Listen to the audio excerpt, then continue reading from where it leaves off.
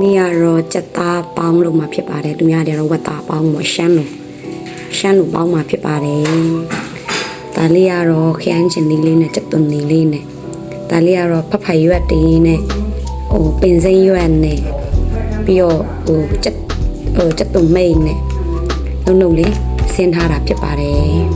စက်သားလေးကိုဆင်းထားပါတယ်စက်သားလေးပေါင်းမှုအတွက်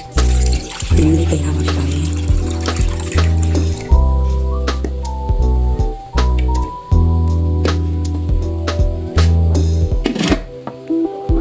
ပြောဖက်တဲ့နူလေးလာခူတာဖြစ်ပါတယ်ငါပြောဖက်မဲ့ပေါင်းမှာပါ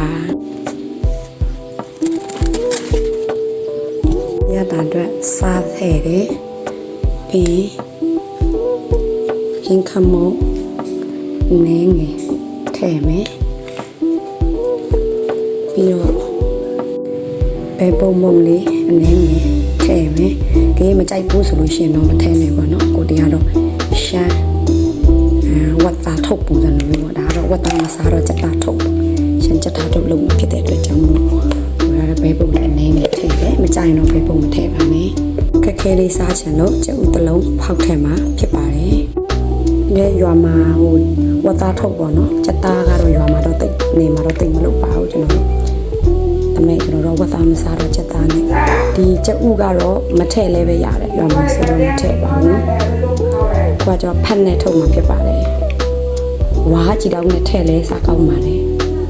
ဝါးကြည်တောင်းနဲ့ထည့်ပြီးတော့ပေါင်းတာပေါ့အခုကျွန်မတို့ဖတ်ထဲကိုထည့်ပြီးတော့ပေါင်းမှာဖြစ်ပါတယ်စီလုံးကမပါဘူးနော်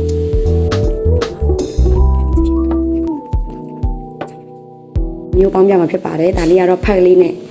ဖတ်လေးကိုဖတ်လေးထုတ်ပြီးတော့မှပေါင်းမှာဖြစ်ပါတယ်ဖတ်တွေရှာလို့ခက်တဲ့အနေအထားမျိုးဆိုလို့ရှိရင်တို့ကြိုက်လေးနဲ့မဖြစ်ဖြစ်ဒါမှမဟုတ်လို့ရှိရင်လည်းတို့ပကံလေးနဲ့ပဲဖြစ်ဖြစ်ပေါင်းလို့ရမရဆိုတာစမ်းပြမှာဖြစ်ပါတယ်ဦးထဲမှာထည့်ပြီးတော့မှပေါင်းထားလိုက်မှာဖြစ်ပါတယ်ပုတ်ပြီးတော့မှပေါင်းထားမှာဖြစ်ပါတယ်အခုတော့အလုံးကိုမွေးကြိုင်တော့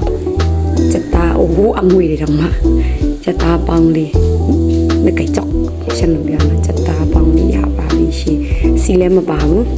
အသားလည်းစားချင်တယ်တို့တော့အသားသုံးတယ်မစားချင်ဘူးဆိုလို့ရှိရင်ဒီလိုလေးလုပ်ကြည့်ပါ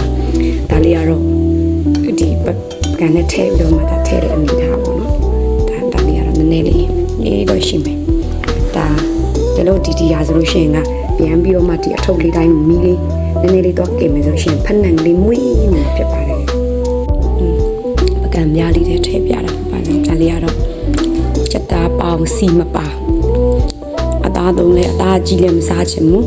စီလည်းမစားချင်ဘူးဆိုရတဲ့အတွက်စက်သားပေါင်း